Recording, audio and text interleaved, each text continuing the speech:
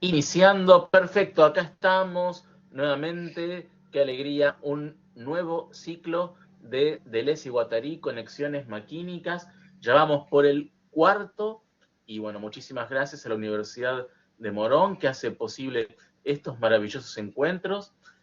Creo que me conocen, soy Juan Manuel Spinelli y tengo el enorme placer, el enorme gusto de presentar a una querida colega y amiga, Gabriela Berti. ¿Cómo estás, Gaby? Muchísimas gracias por sumarte. Buenos días, buenas tardes para los que lo miren en la tarde. Muchísimas gracias por esta invitación, de verdad, a vos por organizarlo, a la Universidad de Morón por dar todo el soporte para que esto sea posible y además una cuarta edición, que no es poca cosa. Como sabemos muy bien, organizar este tipo de actividades de ciclo requiere mucho trabajo, así que una cuarta edición es para celebrar. Y yo creo que sí, Gaby, pero lo hacemos con muchas ganas, con mucha energía. Es un verdadero placer. Y organizar 10 conferencias por cuatrimestre, vamos, es toda una Sí, aventura. es, Pero es bueno, mucho trabajo, así que felicitaciones por todo el trabajo que hay detrás y lo que haces para que esto sea posible. Y estamos en una, bueno, yo estoy en una situación curiosa porque en teoría esto estaba organizado desde hace bastante tiempo y yo tenía que estar en Barcelona sudando con el calor del claro. verano, desesperada, y estoy, por esas casualidades, he venido a Buenos Aires y estoy ahora con abrigo, con polera, así que aprovechando el fresquito de la ciudad por unos días porque ya vuelvo. Y yo te cambio el fresquito por Barcelona, te digo, ¿eh? No es mi amigo, Bueno, pero bueno. Eh, cuando quieran bueno, podemos empezar, ¿te parece sí, bien? te presento, Gaby, Sí, y comenzamos. sí. Bueno, Gabriela Berti, quien nos acompaña hoy, es doctora en filosofía por la Universidad Autónoma de Barcelona y máster en teoría y estética del arte contemporáneo, Universidad Autónoma de Barcelona y Fundación Joan Miró. Es docente en diferentes universidades de España e internacionales y programas de Study Abroad.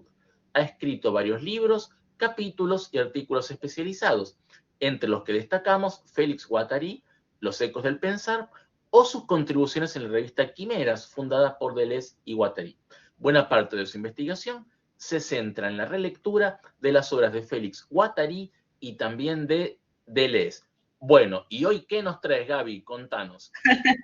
Bueno, gracias por esta presentación y quiero remarcar esta idea de la relectura, porque al menos lo que intento es no hacer una lectura apegada al texto, sino leer con, ¿no? Leer con el autor o con lo que el autor me sugiere,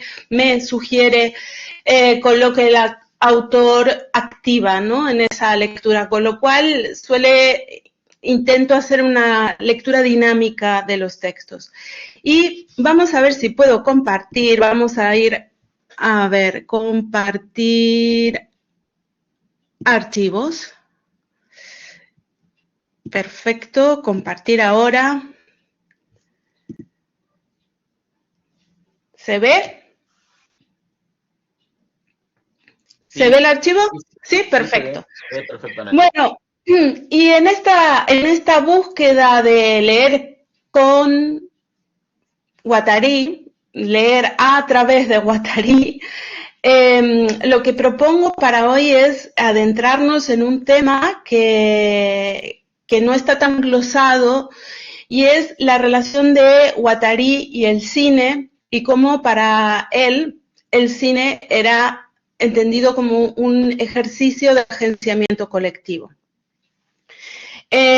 Así que esta es la propuesta. Es un tema que estoy trabajando desde hace un tiempito. Saben perfectamente que hace unos años Silvia y Graham hicieron este texto que se llamó Week, al que voy a hacer referencia más adelante, revisando los archivos de Guattari en París, los archivos que quedaron en manos de la familia y que la familia depositó, si no me equivoco, en el IMEC.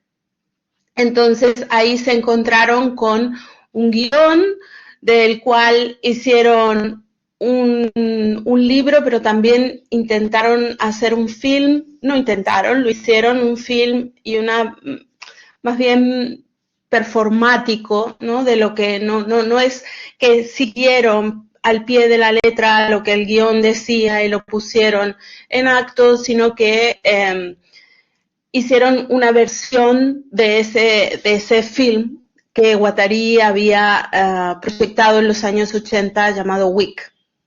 Entonces, es a partir de aquí que llegó a la relación de Guattari y el cine, porque hace unos años en el MACBA, el Museo de Arte Contemporáneo de Barcelona, organizamos unas jornadas bastante largas y con muchas actividades, exposiciones y demás en torno a Francesc Tusquellas y Félix Guattari. Y entonces ahí contacté con Silvia y con Grem y entonces ellos estaban trabajando recién en este proyecto y ni siquiera estaba traducido todavía al español. Y es así como empecé a meter la nariz dentro de esta cuestión, ¿no? Creo que todas y todos sabemos muy bien cómo Félix Guattari es un pensador transversal, ¿no? Es un pensador que ha atravesado y atraviesa también. Él ha atravesado disciplinas diferentes, pero también su pensamiento es muy transversal, siempre está hilvanando cosas, ¿no? Cosas que en principio nos parecerían completamente distantes o disímiles, él es capaz de hilvanarlas para crear. A mí me parece que hace un bordado, ¿no? Va bordando poco a poco. Sé que su pensamiento a veces es un poco árido, un poco difícil, porque su forma de escribir es esta, ¿no? La de las puntadas. Y una puntada requiere una aguja. Y esa aguja pincha, y esa aguja puede ser incisiva, ¿no? Pero cuando lo ves en conjunto, se puede ver ese bordado, ¿no? Esa puntada tras puntada que va creando una imagen, una figura, una idea. Entonces, lo que me gusta decir que tomando un concepto que desarrollan tanto Deleuze como Guattari, que es la idea de rizoma, ¿no? Es un pensador rizomático, porque es capaz de hacer crecer siempre algo nuevo en cualquier punto, ¿no? A Guattari lo podemos conocer como una persona vinculada al ámbito de la psiquiatría, ¿no? O al ámbito de el psicoanálisis también, o al ámbito del esquizoanálisis, o como un trabajador de la salud mental en la Borde. También lo podemos conocer como filósofo porque ha escrito varios libros dedicados a la filosofía y uno de los últimos que escribió con Deleuze es justamente qué es la filosofía, ¿no?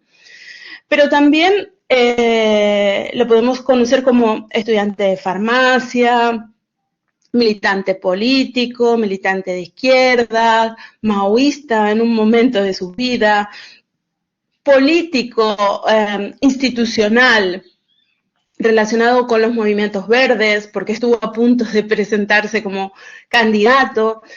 Y hay unas de estas facetas, de estas múltiples facetas de Guattari que son menos conocidas y es precisamente esta, ¿no? La de cineasta y la de escritor de literatura, porque hizo una novela que no funcionó, que fue que no logró prosperar en su edición, pero que está por ahí dando vueltas en su archivo, y también escribió muchas obras de teatro, escribió casi 12 obras de teatro. Algunas de ellas se llevaron a escena, con lo cual es una parte de su obra que en algún momento habrá que empezar a trabajar justamente. Y entonces la pregunta es, ¿qué rol, qué papel, cómo funciona, o en términos de Deleuze y de Guattari, cómo agencia este interés y este trabajo sobre el cine y el teatro, pero no será el tema del día de hoy. Entonces, uno de los primeros puntos que quisiera empezar a mostrar es que a mí me parece que el cine, desde esta perspectiva guattariana, funciona como una máquina productora de subjetividad. Aquí es lo que le interesa, cómo produce subjetividad el cine, ¿no? Porque es capaz de generar no solamente nuevas formas de percepción, ¿no? Sino también nuevas formas de vida. Y para Guattari, precisamente, el cine no es representación, ¿no? O sea, no le interesa el cine como representación. El cine no es representacional, sino que el cine tiene esta capacidad, es una máquina constante de producir subjetividad. Y sobre esto pivotaré buena parte de lo que voy a intentar explicar o comentar hoy. Y quería decir que, o mencionar que evidentemente conocemos muy bien las obras de Deleuze sobre el cine, ¿no? Han estado bastante glosadas, se han hecho libros sobre sus libros, básicamente también Deleuze inauguró una nueva mirada sobre el cine, una mirada más filosófica sobre el cine, y hay que reconocer que esto es lo que generó Deleuze, pero que hay una sombra muy grande sobre la figura de Guattari, ¿no? Y esta sombra está proyectada por Deleuze, precisamente, y en cierta medida también opaca la figura de Guattari. A Guattari se lo ha acusado de todo, de diletante, de ser una especie de electrón libre que iba por acá y por ahí. También se lo ha acusado de que escribía de forma críptica, que nadie podía entender lo que se decía.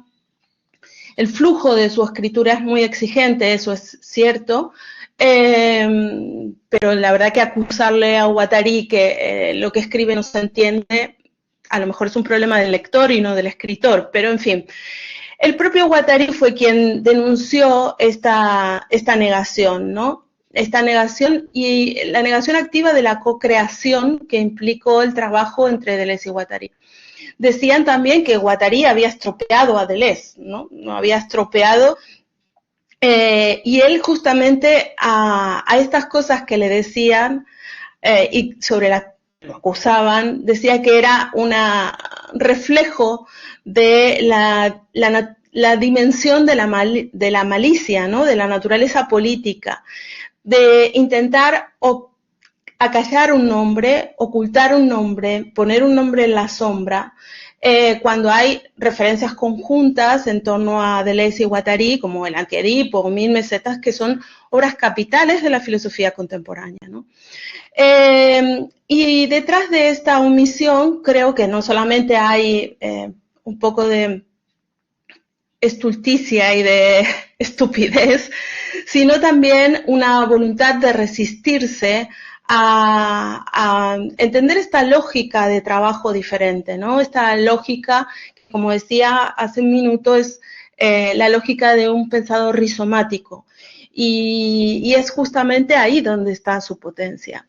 Entonces, claro, es bien conocida la figura del gran profesor de filosofía, que fue Gilles Deleuze, los 2 libros dedicados al cine, La imagen tiempo, La imagen movimiento, y cómo él concibe el cine como medio para repensar estos 2 conceptos, ¿no? El de tiempo y el de movimiento, pero a través de la percepción, la creación, y también situando al cine en un campo que va más allá de la narrativa y que lo acerca a esta reflexión filosófica.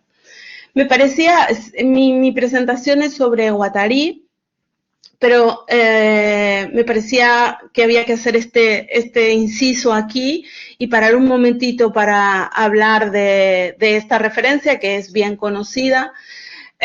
porque es importante, pero tenemos que ver cómo el cine, yo creo que en cierta medida esto nos va a dar una génesis de cómo el cine entró muy tempranamente en la obra de Félix Guattari y mucho después en la obra de Deleuze, con lo cual no lo podemos saber y ni siquiera sé si es interesante saberlo, pero aquí hay esta relación de retroalimentación, ¿no? Por eso decía que es importante esta dupla. Porque muchas veces, por ejemplo, con esta acusación que se le hacía a Guattari de tu trabajo contamina al del profesor de filosofía, a lo mejor tenemos que dar vuelta a la tortilla y pensar cómo en realidad los intereses de Guattari y la producción guattariana estimuló esta producción conjunta, pero también individual. Y ahora sí que nos metemos un poquito más en el tema de Guattari y el cine, que vengo anunciando hace un rato y ahora me gustaría ir más en profundidad.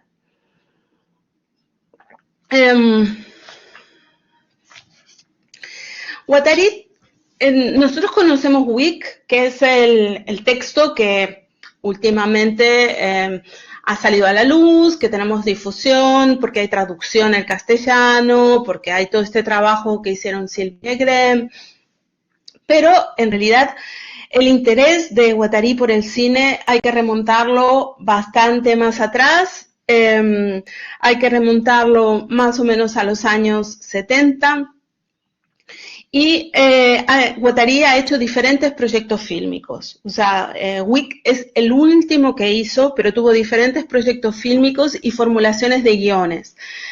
Como muchas otras cosas, en la producción guattariana, se quedaron por el camino, pero quiero pensar más en esta idea de que se quedaron por el camino, porque esto nos lleva a reflexionar cuál es la función de un guión, ¿no? Cuál es la función de una idea cinematográfica.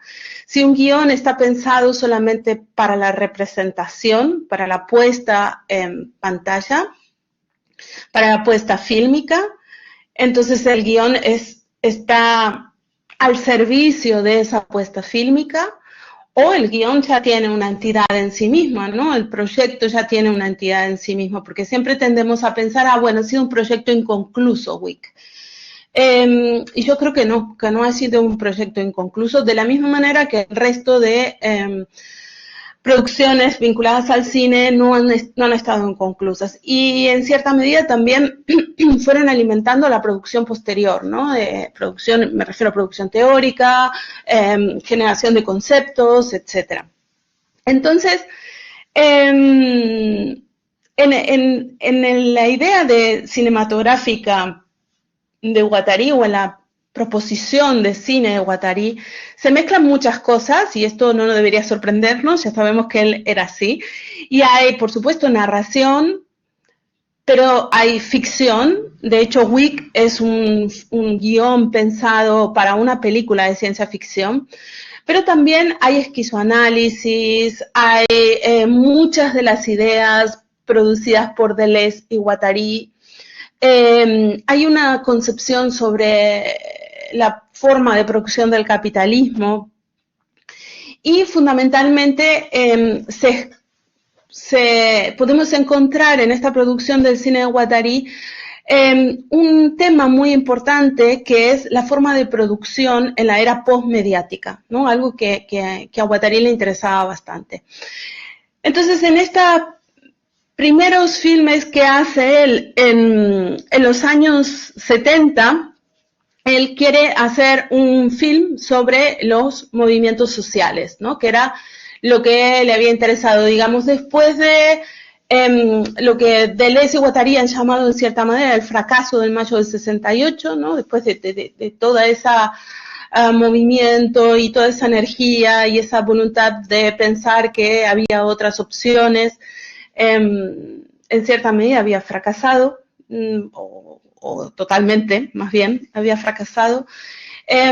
Guattari ve en los movimientos sociales, especialmente en el autonomismo italiano, una esperanza, ¿no? de cambio y de de buscar otras formas de producción social por fuera de lo que sería el capitalismo mundial integrado, o para resistir al capitalismo mundial integrado, y también para pensar en esta era que la llama la era postmediática, ¿no?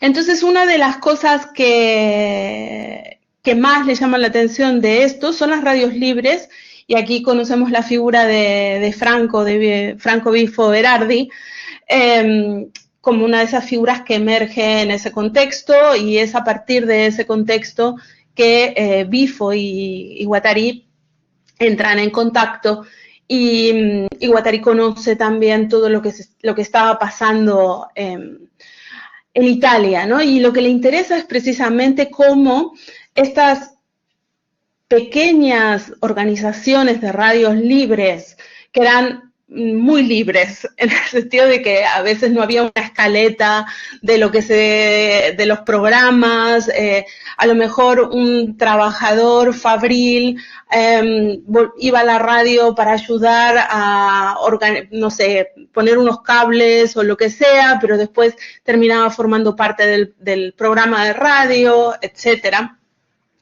Básicamente lo que hay aquí es una objeción al sistema de representación político, ¿no? Y un cuestionamiento también no solamente de las formas de vida, a la vida cotidiana, sino a las formas del trabajo, ¿no? Y cómo todas estas pequeñas actividades diarias terminan contaminando en cierta manera el cuerpo social y nos ponen en una relación directa con el consumo de los medios de comunicación, con el consumo de objetos y con la idea de producción, ¿no? Y cómo ese ocio que se supone que los y las trabajadoras hemos ganado, le hemos ganado a las condiciones del trabajo, ¿no? Que ahora tenemos tiempo libre, tenemos la posibilidad de estar ociosos y ociosas, pero queda cooptado por los medios masivos de comunicación, ¿no? Esto es una de las cosas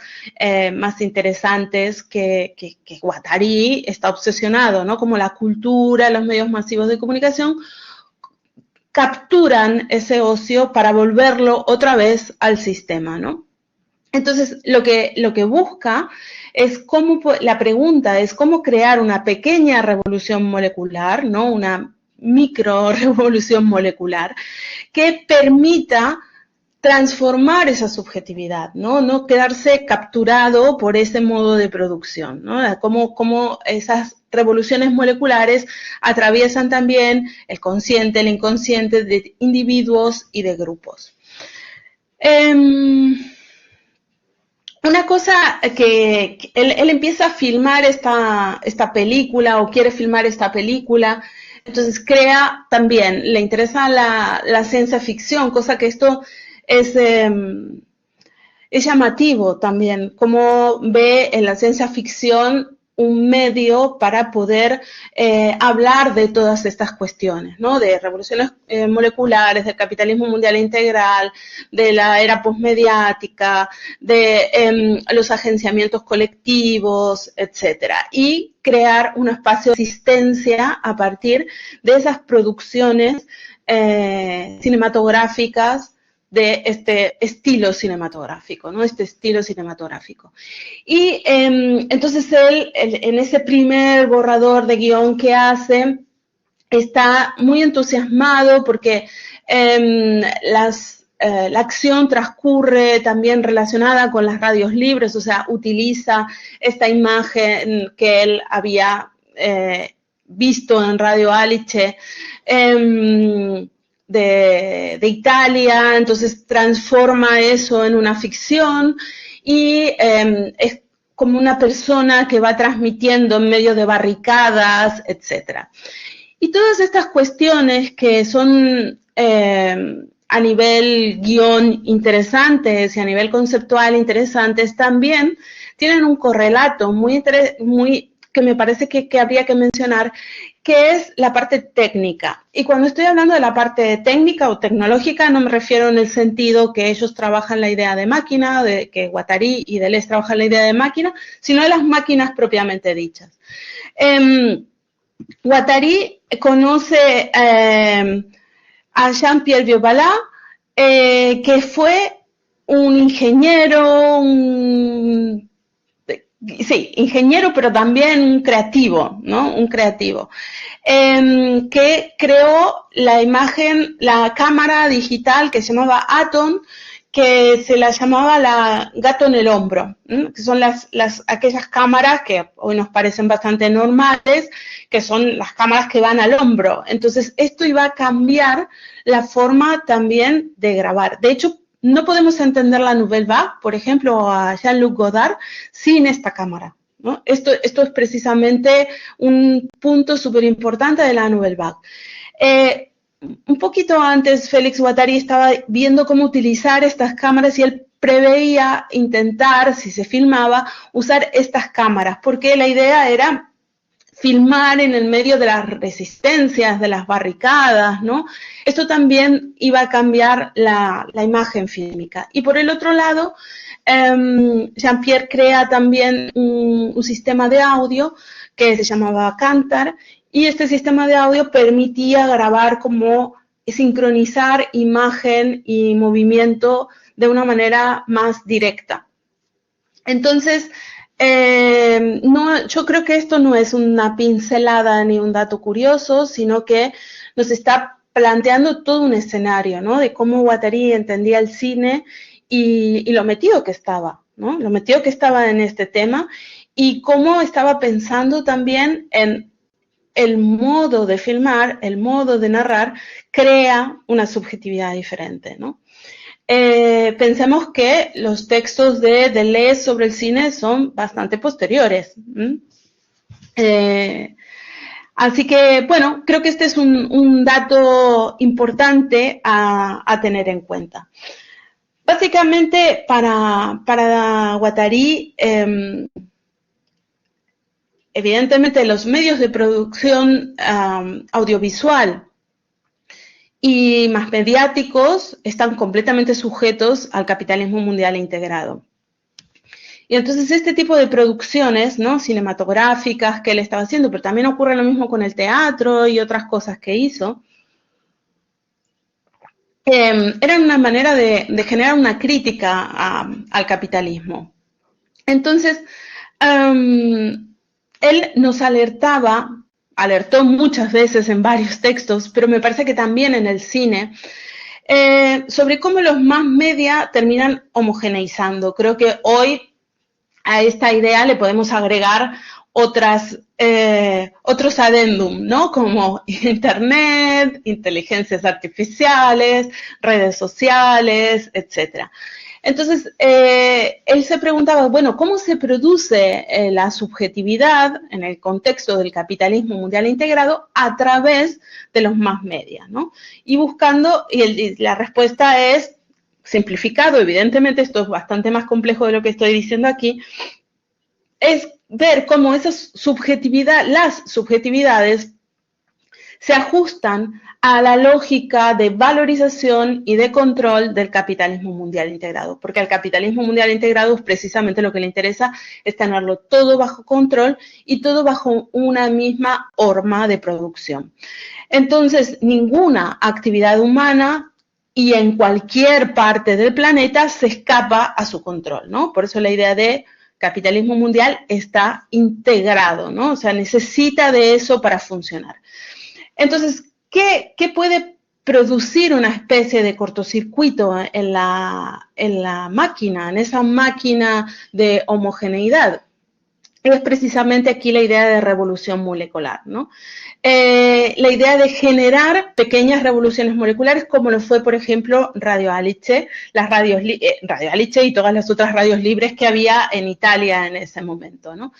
Que funciona a diferentes niveles, ¿no? Al nivel infrapersonal, lo que tiene que ver con la creación, los sueños, pero a niveles personales también, como las relaciones con los demás, aquello que muchas veces los psicoanalistas llaman super yo, las relaciones interpersonales, ¿no? Crear nuevas formas de sociabilidad en la vida, pero en la vida cotidiana, en la vida doméstica, en la vida amorosa, en la vida profesional, en la relación con el vecino, la vecina, con el conductor del bus, etcétera. Las escuelas, ¿no? Esto es lo que le interesa a Guattari como una forma de contrarrestar esas funciones homogeneizantes que tiene el capitalismo mundial integrado. Hace un minuto decía que si pensamos esto desde hoy, tal vez nos quede un poco corto, porque, claro, los más media evidentemente siguen estando ahí, pero el poder de las grandes corporaciones más mediáticas hoy se ha trasladado hacia otro lado, ¿no? Se ha trasladado hacia Internet, se ha trasladado hacia los grandes poderes que hay detrás de las redes sociales, ¿no? Del grupo Facebook, porque ahora no es que sea Facebook una red social muy usada, pero me refiero a todo lo que controla muchas cosas. Y cómo las comunicaciones ahora están cooptadas, como decía hace un momento, por estos nuevos capitales, ¿no? Que siguen siendo igualmente homogeneizantes, incluso más dominantes, que tienen ya un poder de manipulación absoluto, como hemos visto en el caso de las campañas presidenciales, por ejemplo, con Donald Trump. Y el apoyo al surgimiento de la ultraderecha a nivel global, ¿no? Entonces, este es el poder de las máquinas mediáticas que caracteriza hoy, está más caracterizado por la fragmentación de la atención, cosa que los más medias que observaba Guattari todavía exigían una atención un poquito más permanente, ¿no? Y sobre todo el tema de la viralidad y de algorítmica, ¿no? Que es algo que deberíamos acercar a este concepto de Guattari. Y esto ¿saben? Cada año la Universidad de Oxford dice cuál es la palabra del año o el concepto del año, ¿no? Esto es gracioso, el concepto del año. Alguna vez fue emoticono, por ejemplo. Y el año pasado el concepto del año fue cerebro podrido, brain rot. Y cuando lo vi me quedé de piedra. Digo, ¿qué es esto, no? ¿Qué es? ¿Por qué este es el concepto del año? Y es precisamente lo que está pasando en nuestros cerebros, pero ya no digo en la mente, en el cerebro, o sea, hasta físicamente, a través de la seducción, la polarización, la primacía de la imagen, la viralidad, la fragmentación, se están produciendo en nuestros propios cerebros se están produciendo cambios fisiológicos. De hecho, las generaciones criadas que han desarrollado toda su vida en este contexto, ya tienen distintas, iba a decir problemas, podríamos considerarlos problemas, distintas formas de sociabilidad. Entonces, esto me parece interesante leerlo también o estirarlo desde Guattari, ¿no? Desde esta idea a el capitalismo mundial integrado, a la era postmediática, etcétera. La seducción, la polarización que generan las redes sociales, ¿no? La idea de que la verdad objetiva no tiene ningún valor. El debate racional incluso pierde todo sentido, ¿no? O sea, no hace falta más que escuchar a Trump o a Milei o a cualquiera de estas personas que están al mando de un gobierno diciendo todo tipo de barbaridades, o sea, que exceden cualquier racionalidad, ¿no? O sea, en tal lado la gente se come los perros. ¿Por qué? Porque yo lo digo, listo, ya está. Entonces todo esto va ganando terreno, todo esto va captando un campo visual, ¿no? Y es un campo visual uniforme. Entonces, no hay distancia en este entretenimiento trivial, digamos, y la propagación de discursos de ultraderecha y discursos de odio. Entonces, a mí me parece que esta lectura de Guattari, el cine, la era postmediática, también nos podría ayudar a pensar en esto, ¿no? En este cerebro podrido que genera una máquina capitalista que es perfecta, ¿no? Porque funciona como una máquina conectada a otra máquina, ¿no? Una máquina, propiamente dicho, ¿no? La computadora, el ordenador, etcétera, conectado al cerebro que funciona también como una máquina, ¿no? Que incluso se crean cambios estructurales a nivel cerebral para conectar y redirigir esos flujos, que son flujos de información, flujo de dinero, flujo de entretenimiento, trabajo, etcétera, ¿no? Para generar un valor. En este sentido, creo que esas ideas de Guattari sobre el cine son muy potentes para pensarnos hoy, porque de aquello que planteaba Marx sobre la idea de los flujos de dinero, el capitalismo, pasamos a hablar del capitalismo financiero, ¿no? De los flujos de producción, los flujos de dinero. Luego seguimos hablando del capitalismo financiero y aquí hay una idea un poco potente, bastante potente desde la perspectiva postmarxista para entender cómo esos flujos de dinero hoy se transforman en otro tipo de flujos que son esos flujos de entretenimiento. Esto con respecto a sus primeros filmes o sus primeras intenciones de guión, borradores, etcétera. Pero también quiero hacer otra parada. No sé cómo vamos de tiempo. A ver.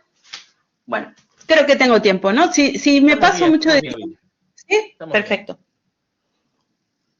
Si me paso, me frenan. A ver, bueno. Ahora quiero hablar entonces, decía, de labor. Al principio decía de la presentación que Guattari era esta persona transversal que se había movido por diferentes ámbitos y el ámbito de la salud mental es uno de los más destacados, conocidos, relevantes de la producción guattariana. Sabemos que él trabajó muchos años con Jean Ury lo conocía prácticamente desde que él era adolescente. Jean Ury era un amigo de su hermano, empezaron a trabajar en series de campamentos sociales, actividades para jóvenes, comunitarias, etcétera. Jean Ury al final lo lleva a trabajar a la clínica de Labor. Guattari tuvo una formación bastante intensa y cercana con el psicoanálisis y con Jacques Lacan, y también una relación con Francesc Tosquelles, a quien conoció y trabajaron juntos desde la idea de el análisis institucional, como se lo conoce muchas veces al pensamiento de Tosquelles, y en uno de sus últimos libros, que es una especie de diario, cuando Guattari, el movimiento un poco de la antipsiquiatría, con el movimiento de la antipsiquiatría y la entrada de Grecia a la Unión Europea con la intención de empezar a formar parte del club europeo, hacen una visita a la isla de Leros, en Grecia, para ver los psiquiátricos. Entonces él va a Grecia y ahí con una comitiva, como decía antes, con movimientos antipsiquiátricos y demás, y empieza a analizar lo que se encuentra ahí, que es dramático y que esto sería tema para desarrollar en otro momento. Y entonces él en ese diario reflexiona y piensa, ¿cómo necesitamos en este momento, cómo necesitaríamos aquí a Francesc Tosquelles, ¿no? O sea, con lo cual, esa pequeña frasecita que aparece en el diario me parece significativa, me parece que muestra el peso que ha tenido la figura de Tosquelles en el pensamiento de Guattari y en la clínica de Laborde y en muchos otros temas que aparecen en la obra de Félix Guattari.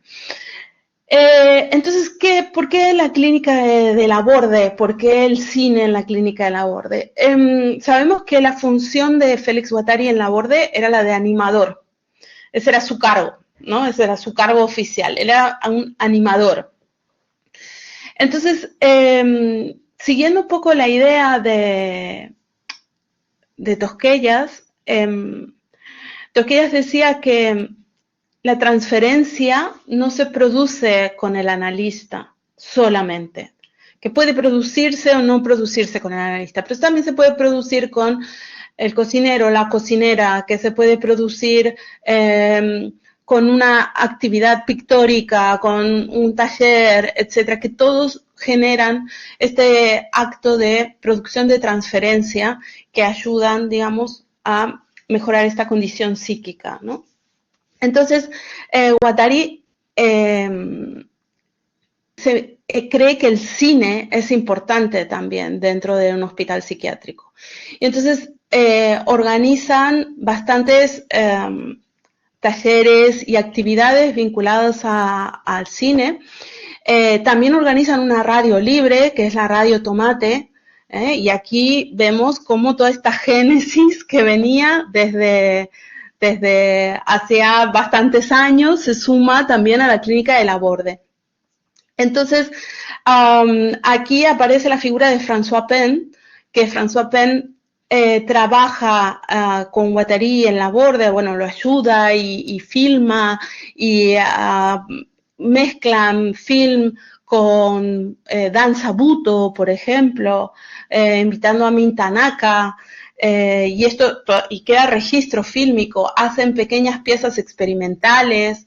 François Pen es un cineasta francés, un filmmaker francés, y además se analizaba con Guattari, o sea, tenían una relación bastante estrecha. Así que ahí tenemos otro punto importante para pensar el cine en relación a Guattari, ¿no? Y el cine como esta función de creación de subjetividad en un contexto diferente, que no es el contexto, como hoy lo llamaríamos, neurotípico, sino en el contexto de una clínica de salud mental.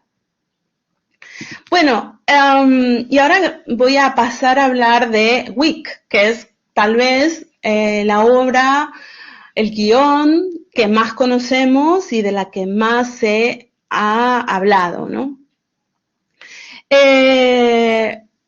Wick lo que vemos en pantalla es precisamente la portada del libro que se hizo. Y el guión, que como decía hace un momento, su escritura es un poco difícil de abordar, pero que tiene una gran potencia cuando uno logra meterse un poquito en el texto, ¿no? Y además vemos la escritura de un guión de una persona que no es de la industria cinematográfica.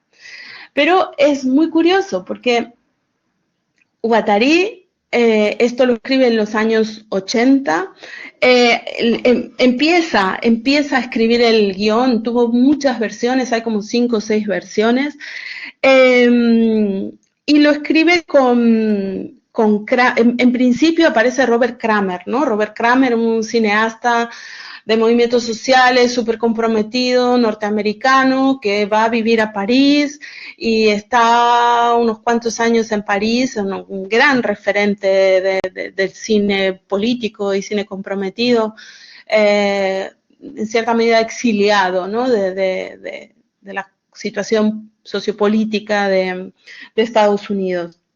Entonces empieza este proyecto en colaboración con Kramer, luego va cambiando, va creciendo, va modificándose, y Guattari en un determinado momento decide que quiere llevar esta película a Hollywood. Y esto es inquietante, ¿no? O sea, ¿por qué quiere él ir a la gran industria cinematográfica? ¿Por qué decide, digamos, si estos guiones son, en cierta medida, permítanme la figura que tal vez no será más acertada, una especie de arma de guerra, ¿no?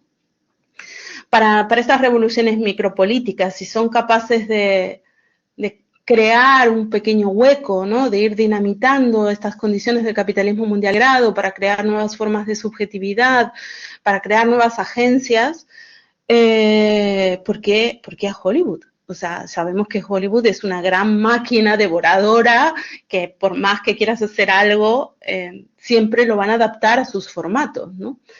Y él insiste, de hecho llega a presentarlo, este guión para hacerlo en Hollywood, para hacer una película de ciencia ficción. Y WIC es un acrónimo de él lo llama el universo infraquark. Esta idea de infraquark, por supuesto la toma de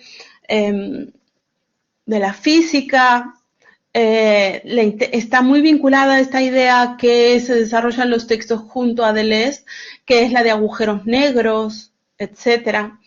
Y fíjense que estamos hablando cómo las revoluciones moleculares puede ser una parte del cine, ¿no?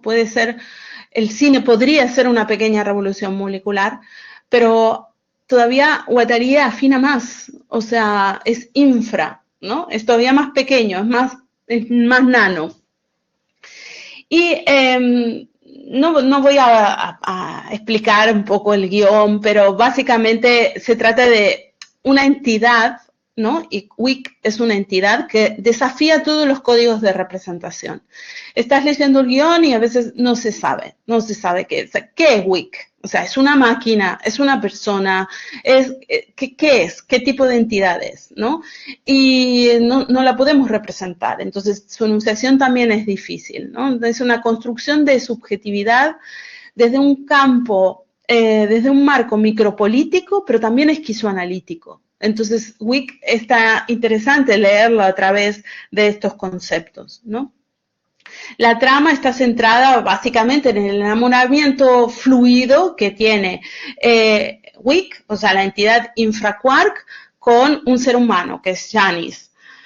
Y después hay un momento de que WIC sabotea a la humanidad y opera como un dispositivo potente con casi una potencia de Estado, ¿no? Que quiere romper con la humanidad y obligar a Janice a que se pase a este universo diferente, instalándole un chip en la cabeza, pero básicamente, además de todos los entresijos del entramado y de la narración, creo que lo interesante es aquí cómo Guattari muestra cómo las entidades, sean subjetivas, sean maquínicas, etcétera, van todo el tiempo pasándose los límites, ¿no? No hay un límite claro entre el yo y la alteridad, no hay un límite claro entre la máquina y la subjetividad, ¿no? Y esto me parece bastante potente, ¿no?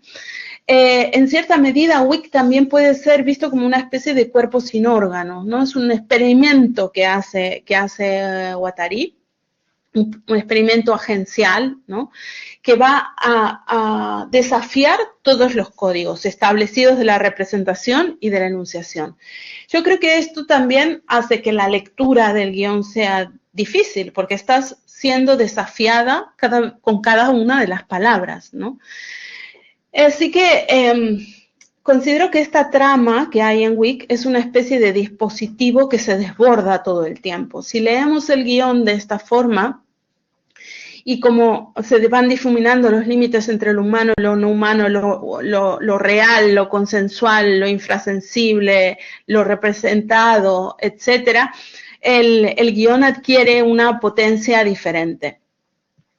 Como decía, también la historia presenta a otro personaje que es un biólogo, que es el que se comunica. Es interesante esto, ¿no? El biólogo especialista en la vida, ¿no? En la vida humana.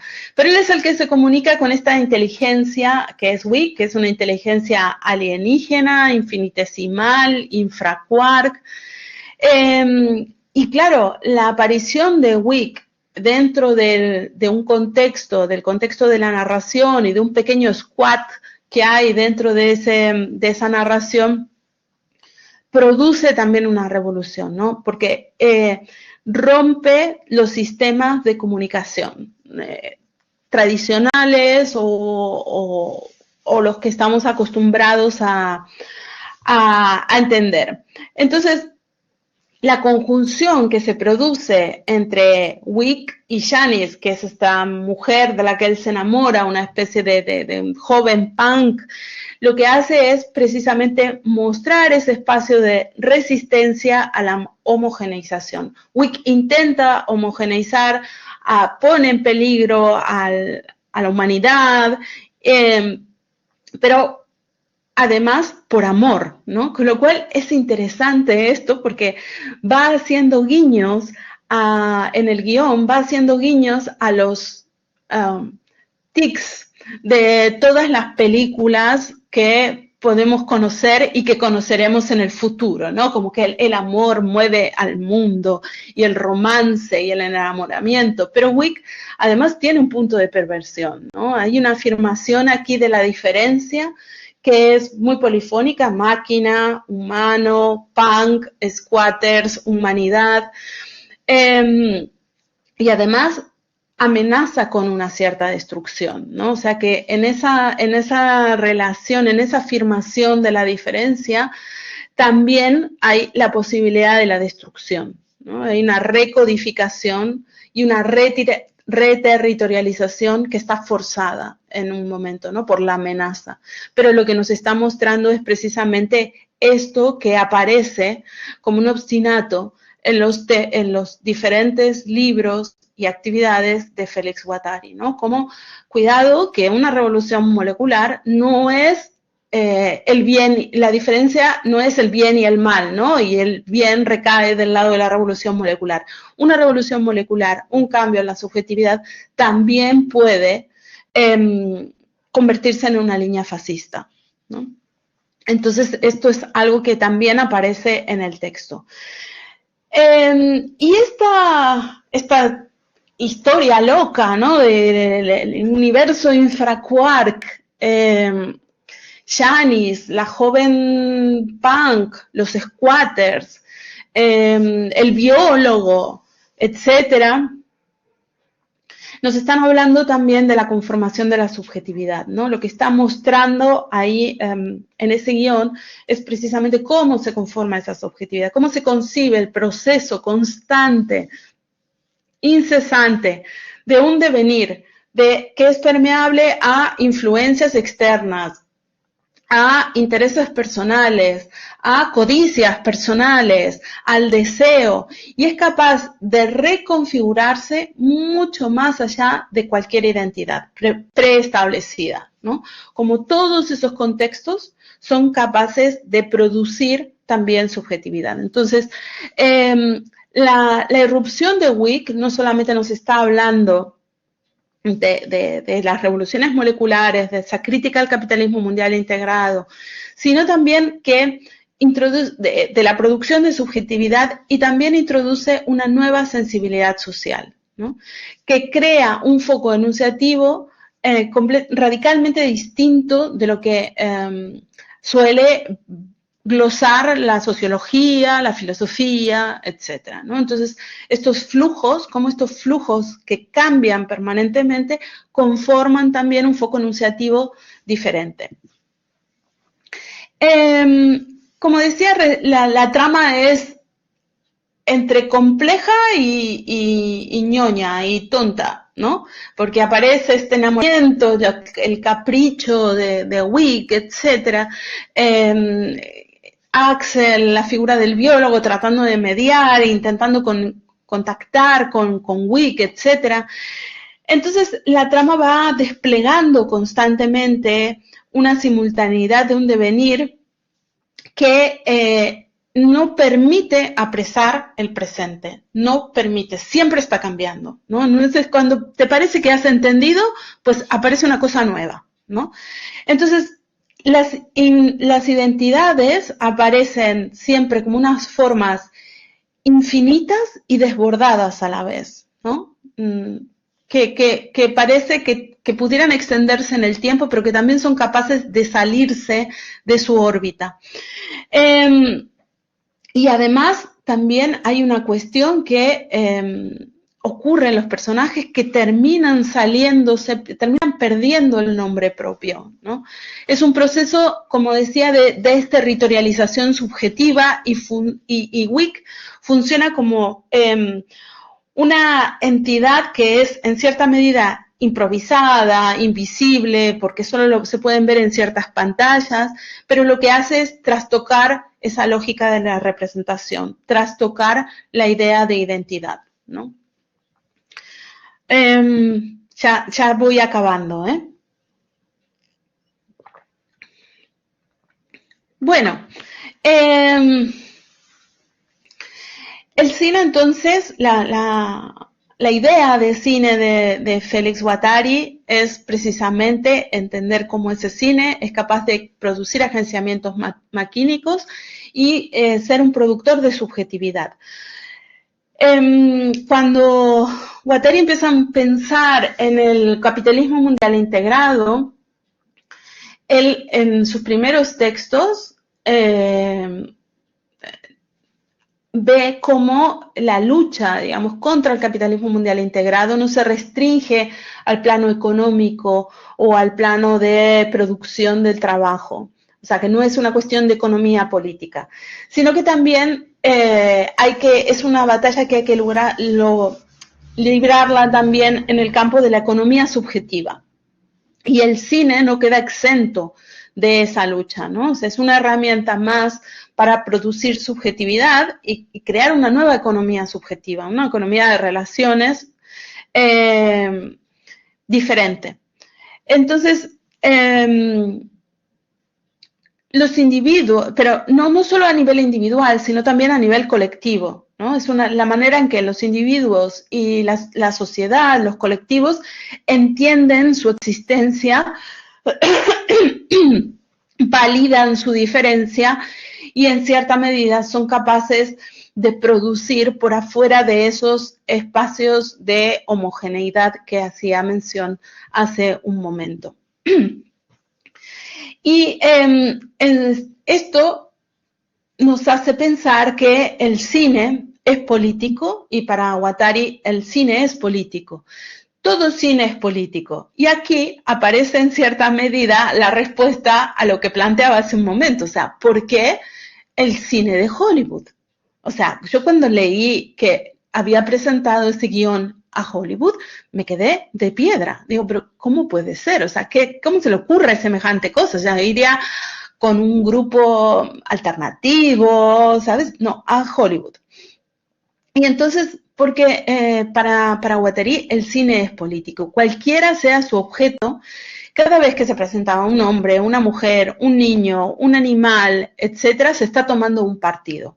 Y entonces él intentaba dinamitar esa industria, ¿no? Para producir una micro lucha de clases, ¿no? Para ver cómo se pueden producir nuevos modelos de deseo desde el cine. Cada producción, cada secuencia, incluso la elección del encuadre, pero también de los elementos tecnológicos, ya sean la cámara, el audio, etcétera, presentan una tensión entre una economía conservadora y una idea revolucionaria, ¿no? Pero son capaces de crear un quiebre revolucionario o no, o simplemente volver a ese lugar, ¿no? Donde todo es idílico y perfecto, como lo quiera mostrar el capitalismo mundial integrado. Como les decía, Guattari estaba empeñado en llevar esta película a la pantalla, intentar llevarla a Hollywood, y en el 87 él pide fondos al gobierno francés, o sea, pide fondos al gobierno francés para hacer esta película sin tener ningún currículum que lo avalara en el campo de la cinematografía, ¿no? Y cuando hace esta solicitud de fondos, pone cuáles son los objetivos de la película y dice, explicitando sus objetivos, se encontraba explorar las capacidades del cine como instrumento de producción de subjetividad y llevar a la pantalla la compleja relación entre componentes maquínicos individualizados al filmar los distintos devenires. Con lo cual, creo que es bastante claro que este era el objetivo de Guattari. O sea, no solamente lo pone a nivel formal para que le den el dinero y poder filmar la película, sino que también él lo explicita de esta manera en el guión, ¿no? Aparece en el guión. Yo creo que es bastante evidente cómo estas cuestiones se juegan en ese guión. Entonces, como decía, la subjetividad, uno de los puntos centrales, ¿no? La propuesta de Wick en un determinado momento, el personaje Wick, de esta inteligencia infracuar, de fusionar su conciencia con la de Janis, poniéndole un chip en la cabeza, es un ejemplo claro también de cómo Guattari empieza a explorar estas subjetividades poshumanas, ¿no? Y si leemos este chip en la cabeza y lo volvemos un poquito para atrás y lo pensamos con la idea del brain rot, ¿no? Del cerebro podrido, y lo tiramos hacia las redes sociales, ¿no? Como eso interfiere físicamente en nuestro cerebro, nos permite ver cómo hay una especie de hibridación maquínica constante, ¿no? O sea, que con las redes sociales, con internet, con todos estos elementos que mencioné hace un momento. Entonces, la película, los films, los guiones que plantea Guattari no son para estar simplemente para crear una historia, para representar y para entretener. Es un film de intervención, ¿no? De la misma manera que el chip interviene en el cerebro en cierta medida y lo hace funcionar de otra manera, o que las imágenes te hacen funcionar de otra manera, los films de intervención que crea Guattari están pensados para trascender estas convenciones tradicionales de la narrativa, de la lógica de los medios de comunicación, de la industria cinematográfica, y para desbordar esta línea que el capitalismo mundial integrado marca, ¿no? Y para romper la homogeneidad de la subjetividad. En este sentido, el film funciona como una máquina, ¿no? Como una máquina de un deseo que queda liberado en cierta medida, y siempre, como decía hace un momento, es político. No importa si estamos hablando de una mujer, de un niño, de un perro, de una máquina, porque cada elección habla precisamente de una decisión política, ¿no? Y en un film de intervención puede producir una especie de quiebre revolucionario. Y por el otro lado, cuando hablo de un film de intervención, también tenemos que entenderlo como un film procesual. O sea, no como algo acabado, ¿no? Como la intervención de poner el chip en la cabeza. Empieza aquí, cuando está puesto, ya se acabó, ¿no? Es un proceso, es una acción de experimentación. Y en ese sentido, el cine guattariano, o la propuesta de cine guattariano, es un cine por venir. Es un cine que nunca está acabado, siempre puede mutar, ¿no? Entonces, eso nos obliga, en cierta forma, a reorientar el imaginario político, porque hay que estar siempre en el proceso, ¿no? Y nunca en el espacio de la representación social. Con lo cual, el horizonte es remoto, el horizonte es posible, el horizonte siempre está por venir. Y simplemente acabo aquí con una pequeña pregunta que puede ayudarnos a seguir pensando, tal vez, ¿no? O sea, cómo este cine de intervención que plantea Guattari como una máquina productora de subjetividad puede inspirar también nuevas formas de resistencia hoy.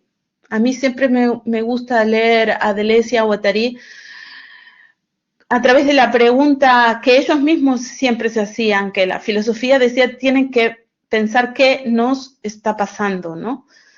No ser como el vuelo de la lechuza, que solamente cuando ya cae el sol, ella levanta vuelo y puede ver lo que ha pasado, sino pensar en el momento, pensar en el devenir, pensar en la vorágine constante, lo cual eso implica no la detención del pensamiento, sino someterlo a un proceso constante de cambio. Y entonces, ¿cómo un film de intervención hoy en día podría inspirar nuevas formas de resistencia frente a los desafíos que se nos plantean, ¿no? Como decía recién, las redes sociales, las inteligencias artificiales y la configuración de nuestra subjetividad y la configuración de nuestro propio cerebro? Que esto es interesante de pensar y en cierta medida a mí me asusta. Ver que esta forma de producción de imágenes está alterando también nuestra capacidad de pensar, ¿no? Bueno, creo que hasta aquí y muchas gracias. Espero haber podido ser todo lo clara con un texto que es, o al menos a mí me resulta a veces difícil de entrar, pero no por ello es menos productivo y difícil a veces de seguir, pero porque tiene muchas ideas y muchos conceptos y hay muchas entradas distintas que nos conectan con las ideas de Guattari, con lo cual es un texto exigente, ¿no? La dificultad está en esa exigencia. Y gracias.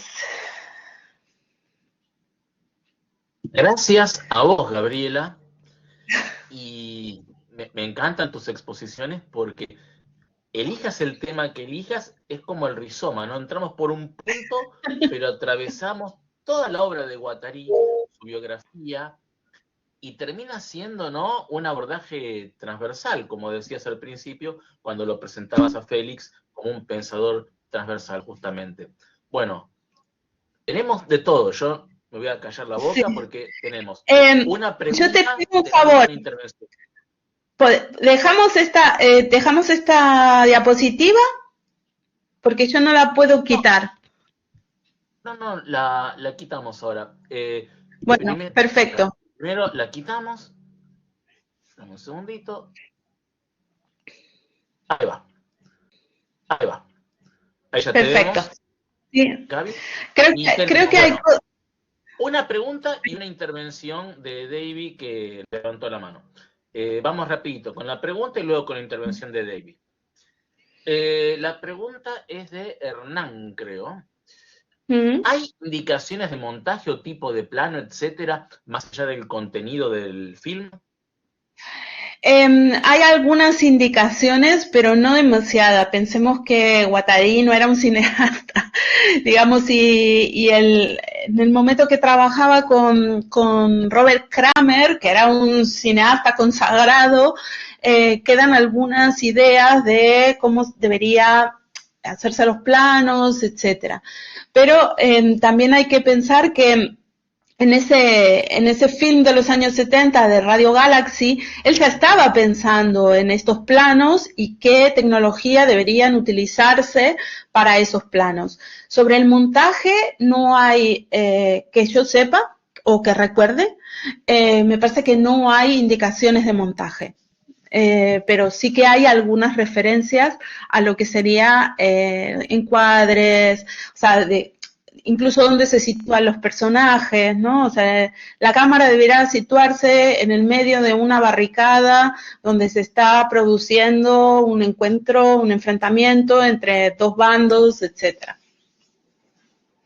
Bueno, perfecto, David. Vamos entonces a David, que había levantado la mano. Te escuchamos, David. Sí. Buenos días.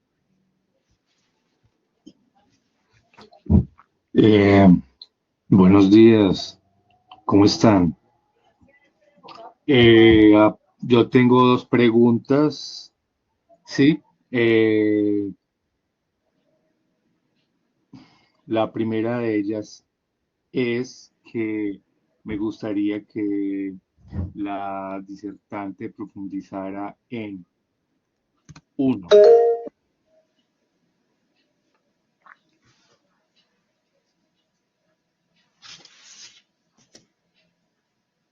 la relación del cine con la ciencia ficción? Es la primera pregunta. Y la segunda pregunta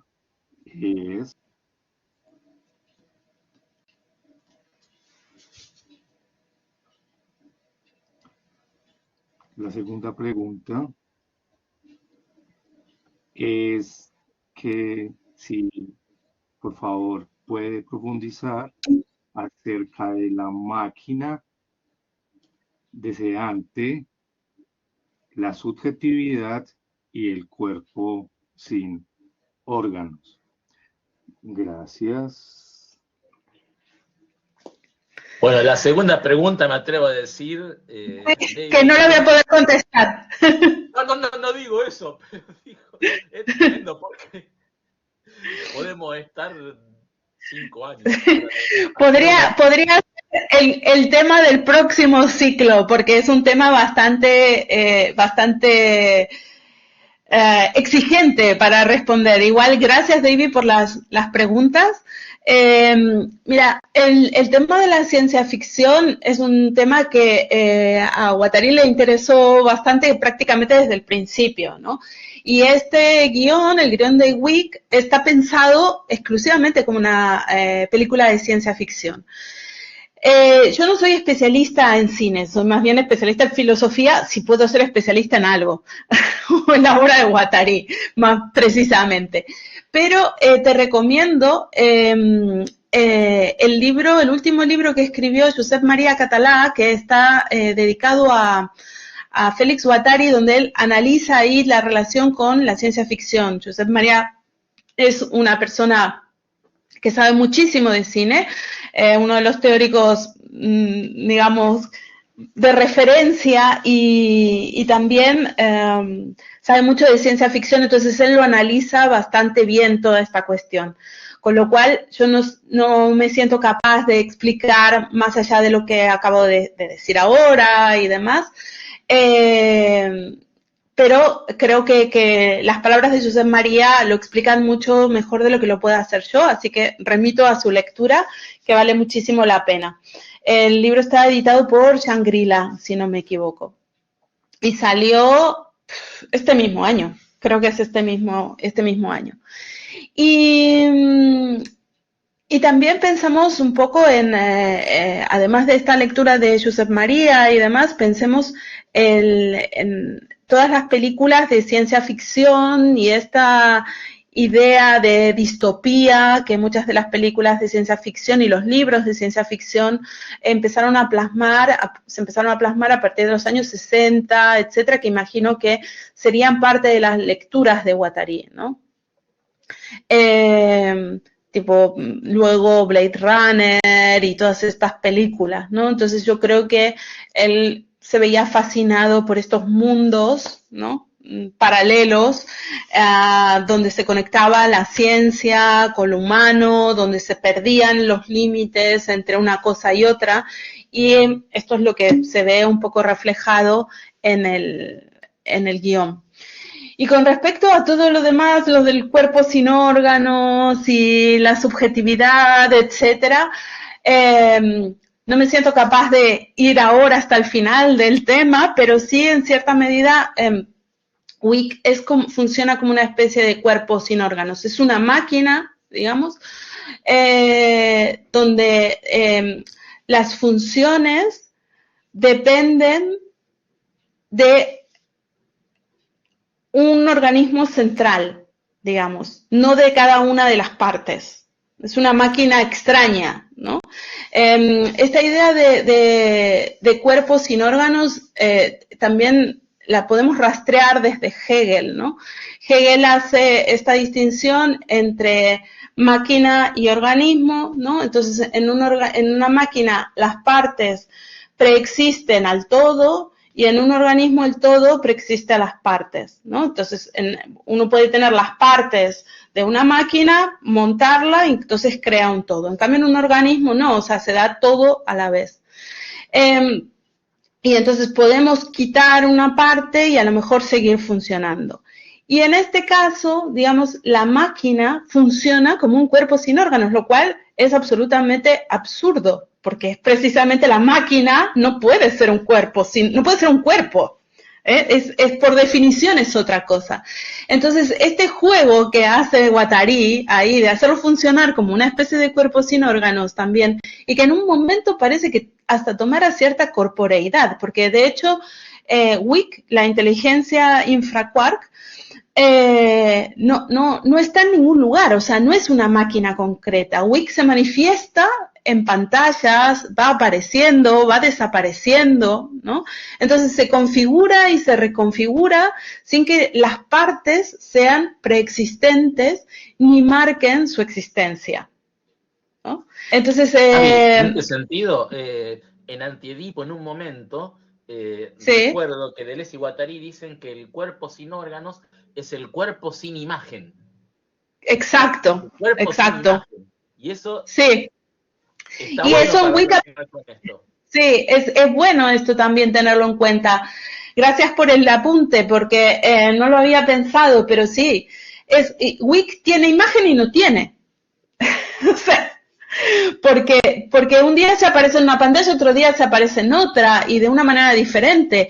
Y un día está enamorado de Janice y al día siguiente es capaz de amenazar la humanidad porque ella no se pone un microchip para conectarse con él, ¿no? Entonces, no podemos tener una imagen de WIC. No hay posibilidad. No hay posibilidad. Bueno, no sé si respondo aquí porque el tema es muy arduo, es una pregunta exigente, pero bueno, al menos podemos apuntar aquí. Bueno, genial, Gaby. Y tenemos a Mari, que está levantando la mano. Hola, Mari, ¿cómo estás? Buenos días. Muchas gracias. Hola, buenos días. Muchas gracias a ustedes por el espacio. Quería consultar sobre el argumento de Guattari respecto a Hollywood, que no me quedó muy claro de dónde viene, si es hacer algo desde dentro del sistema, cuál sería la lógica, que siendo Guattari me imagino hay una lógica, pero no me quedó muy clara, o qué se puede pensar. Eso por una parte, y lo otro, Gabriela, hiciste alusión a cómo el cerebro, como máquinas de máquinas, está conectado a la inteligencia artificial de alguna manera, y quería preguntar si hay como bibliografía, referencias, que me gustaría estudiar el tema de la IA desde el esquizoanálisis, que he encontrado desde el psicoanálisis, pero quiero verlo más desde el esquizoanálisis. Gracias, Mari. A ver, con respecto a lo de Hollywood, no hay, o al menos yo no conozco, que exista una explicación escrita por Guattari justificando por qué lo quería presentar a Hollywood. Así que simplemente, o sea, sí que hay datos y documentos efectivos donde se ve que Guattari quería presentarlo en Hollywood. O sea, no me lo he inventado, no es una cosa que dijo, sino que lo intentó. Pero ni le contestaron, ni siquiera casi se lo rechazaron. Directamente creo que no le prestaron ni atención. Entonces, ¿por qué quiso ir a Hollywood? Es algo que podemos intuir, pero no saber con certeza porque no hay un documento que diga, quiero ir a Hollywood para dinamitar esta máquina. Pero yo creo que la cosa va por ahí, ¿no? Si sabemos cómo actuaba, ¿no? Incluso desde que era estudiante, que se metía en una carrera solamente para militar políticamente y porque ahí se le necesitaba reforzar para dinamitar, no sé, la política de una universidad, de una facultad, etcétera, y digamos, proponer esta militancia de izquierda o estas ideas marxistas, no me resultaría extraño pensar que Félix Guattari quisiera ir a Hollywood para hacer eso que hacía desde su tierna juventud, ¿no? Irse ahí para dinamitar un poco ese sistema. Y claro que si le aceptan esta película porque es de ciencia ficción y porque era el momento de la ciencia ficción y que todo, ¿no? Todo parecía que la industria iba hacia ahí, y si cuela una película de ciencia ficción, entonces cuela todas estas ideas. pero esto es algo que me lo invento. Me lo invento solamente de conocer un poco cómo él actuaba, porque no tenemos un documento preciso. Sí que tenemos el documento de cuando él solicita las ayudas económicas, todo esto, y la presentación que hace para Hollywood y demás. Y con respecto al cerebro y todos estos cambios que hay en el cerebro a partir de las imágenes que provocan, no sé, los reels, el TikTok, etcétera, hay mucha bibliografía científica, pero creo, hasta donde sé, no hay una lectura desde el esquizoanálisis de esto. Así que a lo mejor la tuya podría ser la próxima. Mari, te escucharemos en el futuro. Hasta donde sé, no lo hay.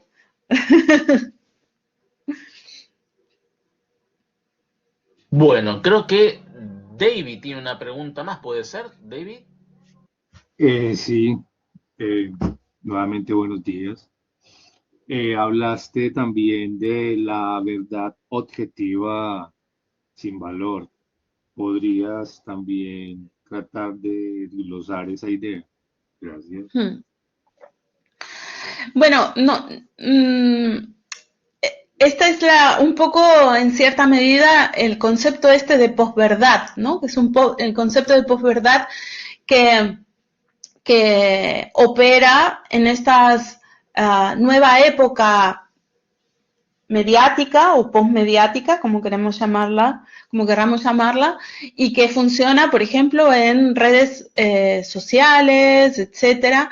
Estas imágenes que incluso los medios tradicionales de comunicación también utilizan y muestran, que inventan cosas y se presentan como una verdad objetiva, pero que no tienen ningún valor detrás. O sea, tienen esa pátina de verdad objetiva, pero que no están sustentadas en nada, ¿no? No están absolutamente sustentadas en nada que sea real, ¿no? Yo ponía como ejemplo cuando Donald Trump dijo que, no me acuerdo en qué estado, en Oregon, no me acuerdo el estado, dice, ahí la gente se come los perros. ¿Por qué dice esto? O sea, ¿de dónde lo saca? O sea, ¿qué quiere decir con esto, no? Y se presenta como una verdad monolítica. Y se repite, y sale en todos los medios, y sale en todos lados, ¿no? También pasa lo mismo con las redes sociales, ¿no? Con imágenes, dicen, por ejemplo, en España hace muy poco hubo un enfrentamiento, o sea, una persona agredió a una persona mayor. Entonces, la ultraderecha salió inmediatamente a cazar, literalmente esta es la palabra que utilizaban, migrantes, porque decían que venían a matar a los nuestros, ¿no? Y empezaron a difundir imágenes de personas migrantes que golpeaban, violaban, que no eran ciertas, o sea, que ni siquiera correspondían al lugar que ellos le atribuían.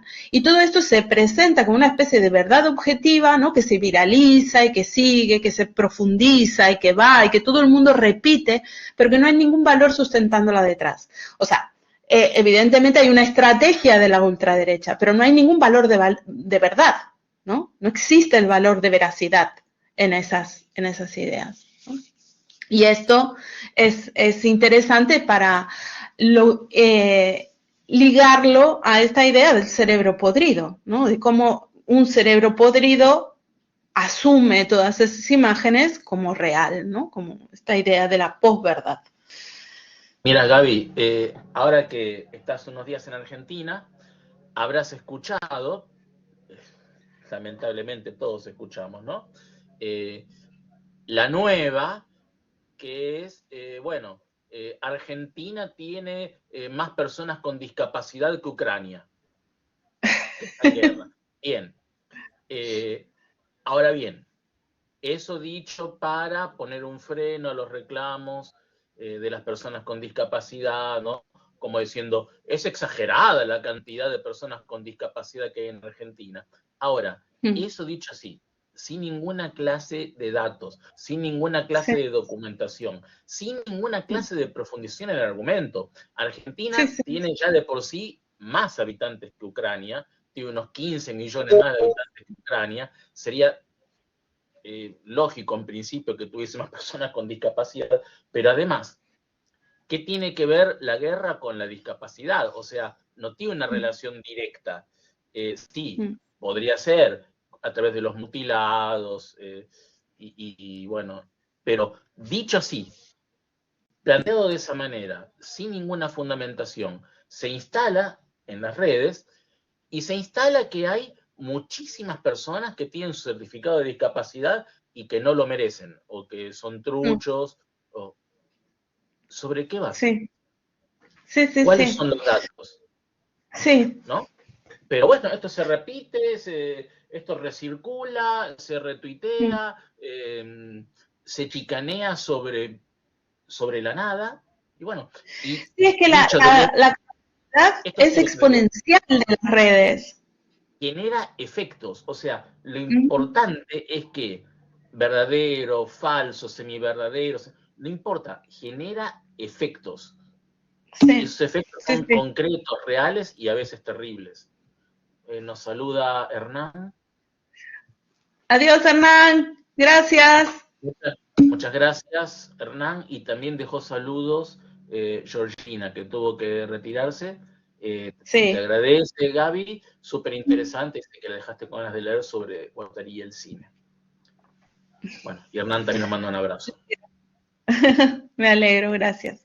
Pero sí, bueno, sí. eso, o sea, es un tema y además solamente ver los estudios científicos, por ejemplo, no sé, hablo del contexto de España porque es donde vivo, pero ahora yo vivo en Cataluña. En Cataluña ya hace bastante tiempo que la Asociación Española de Pediatría está diciendo que el uso de pantallas en menores de edad debería prohibirse, como está prohibido que fumen, digo, por ejemplo, ¿no?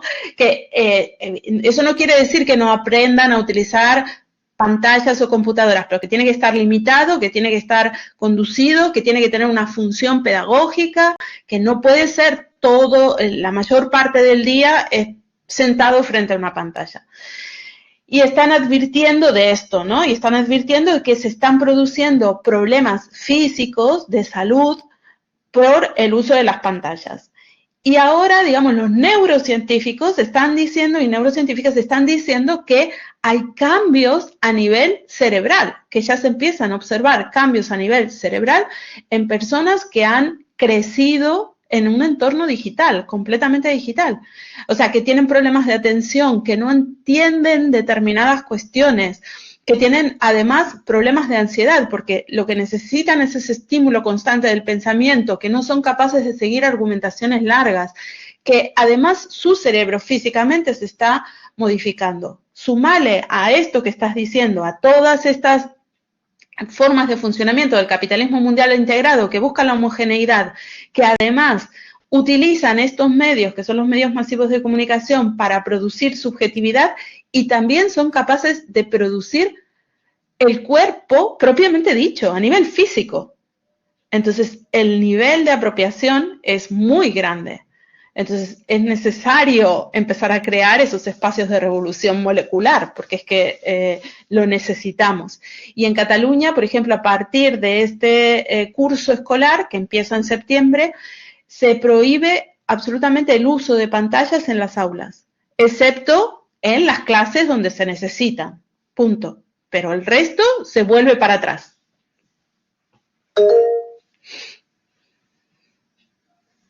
Bueno, David.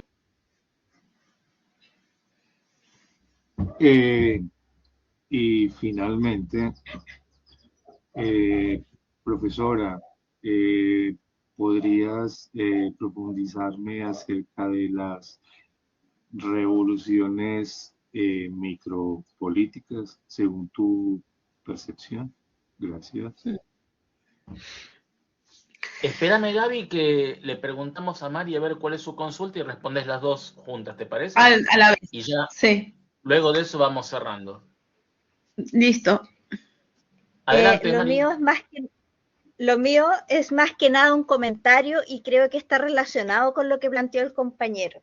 Respecto a las revoluciones micropolíticas, estaba pensando justamente que, a propósito de lo que decía Gaby, que el sistema quiere que no pensemos, al sistema le conviene que no pensemos, y el leer, que es algo que ya no se hace, yo particularmente ahora escucho mucho audiolibro, el leer puede ser un acto de revolución micropolítica, el aprender de la manera que lo hacíamos antes, el escribir, todo eso puede ser una revolución micropolítica y es como ir en contra del sistema, es resistencia. Eso quería comentar.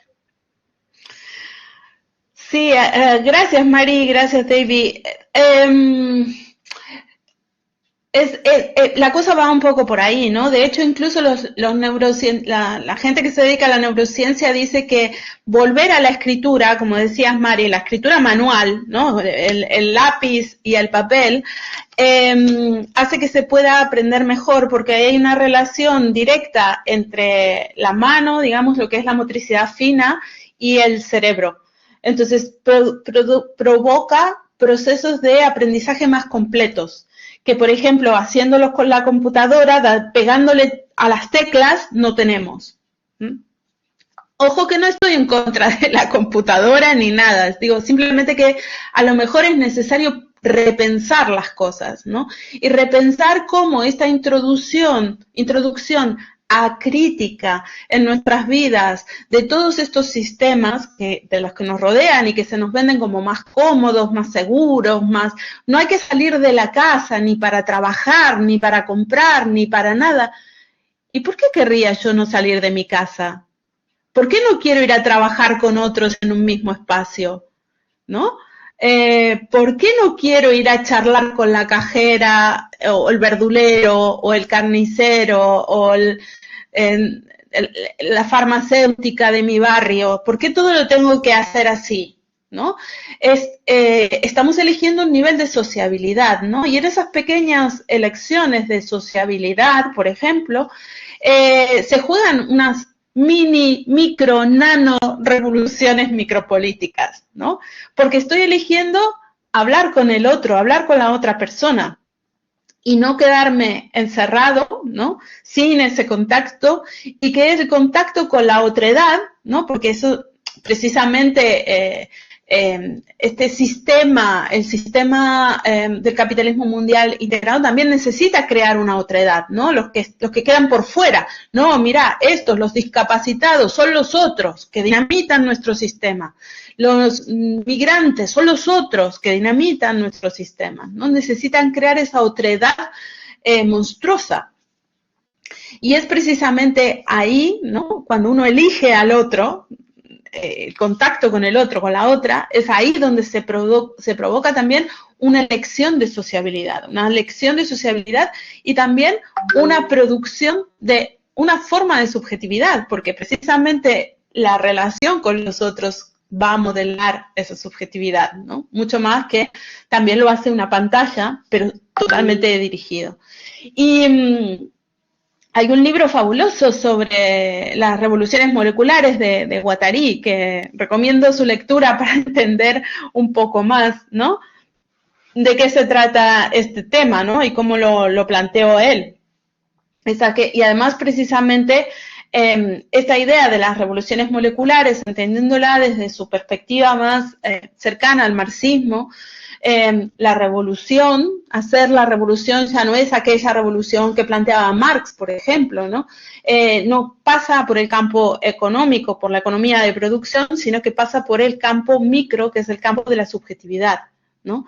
Incluso hay quienes tirando el hilo de esta idea de Guattari hablan de la nano revolución, ¿no?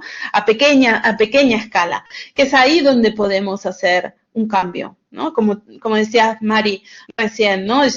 Yo escucho audiolibros, pero a lo mejor debería volver a leer algo, ¿no? A leer las palabras, no solo a escucharlas, a volver a escribir, ¿no? Esas nano revoluciones que son muy bonitas, de leer en palabras de Félix Guattari y que son también bonitas de hacer.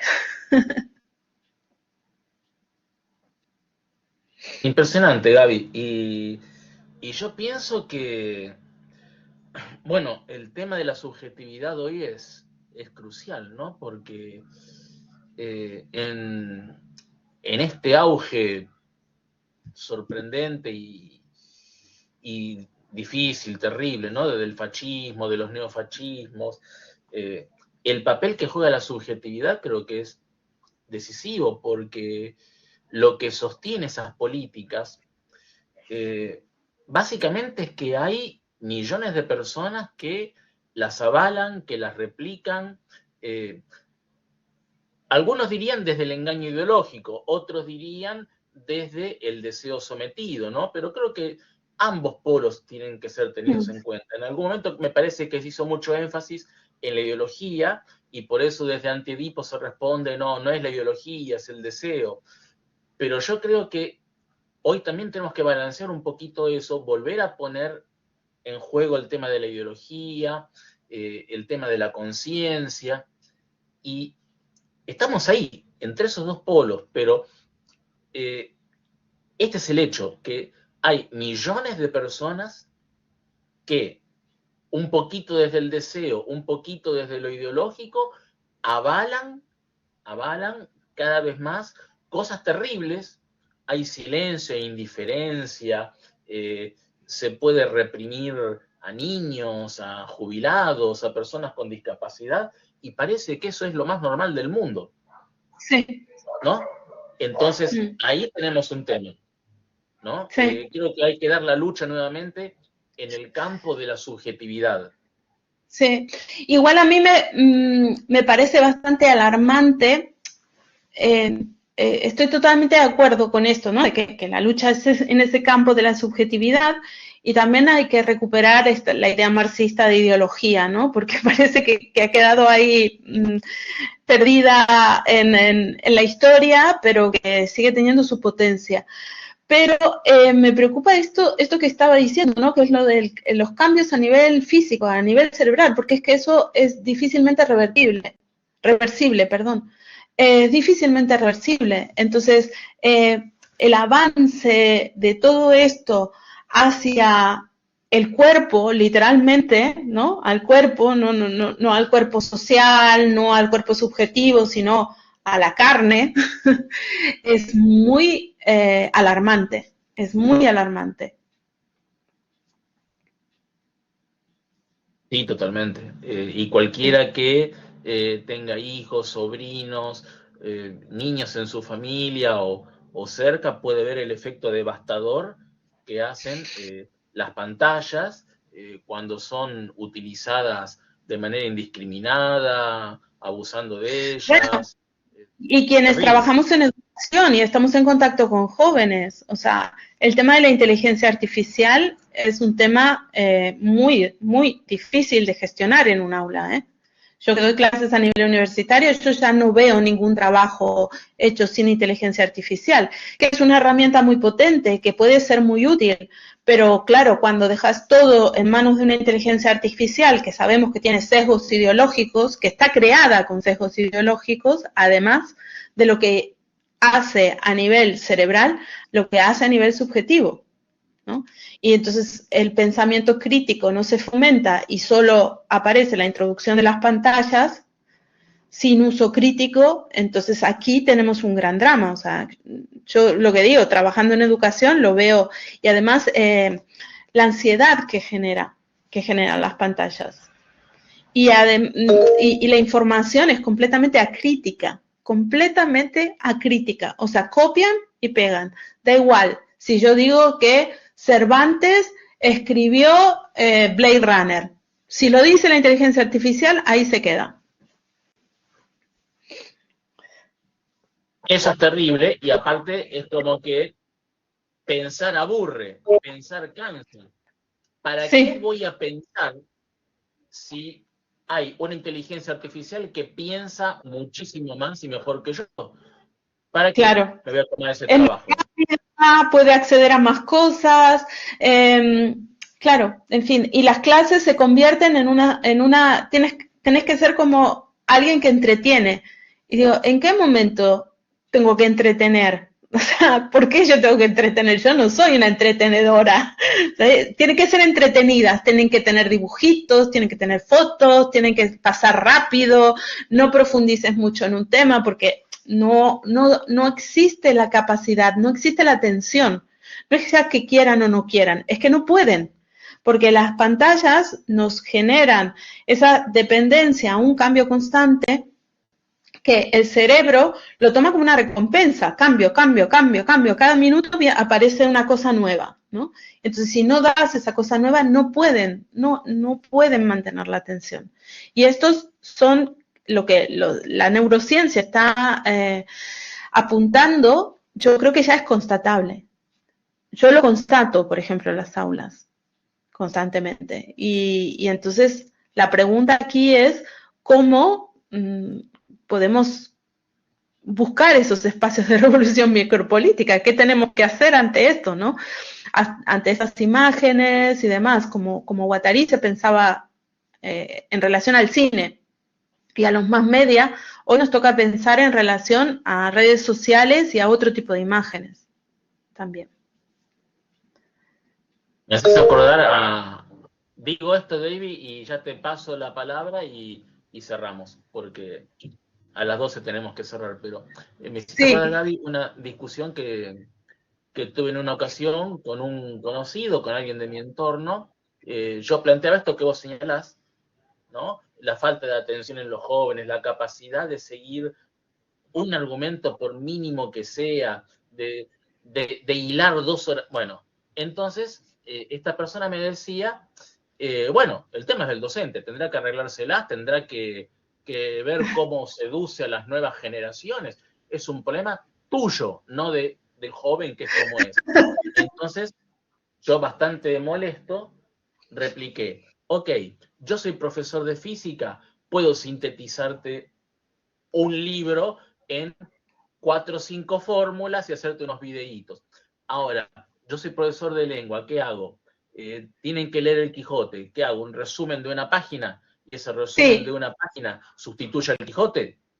Sí, para eso que no se es. aburran. Sí, haceme la serie del Quijote, ¿sabes? Y ponela en Netflix. Claro, entonces, bueno, nada, eso. Sí. Bueno, vamos, David, breve, Tenemos por favor, porque estamos cerrando. No, solamente quería hacer un ejercicio con la profesora. Rápidamente podrías pensar en en una película que desglose o se represente a partir de lo que tú has expuesto hoy. Gracias. Me estás pidiendo que piense rápido y pienso lenta. Soy un poco tortuga del pensamiento, o más bien un poco rumiante.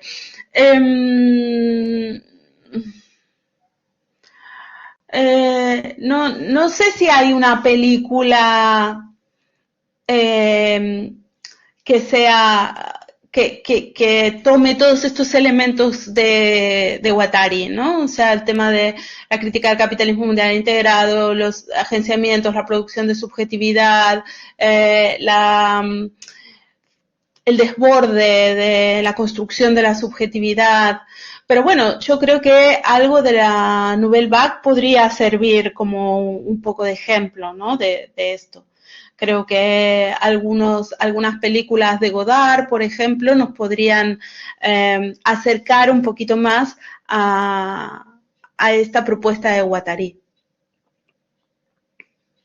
Gracias. De nada.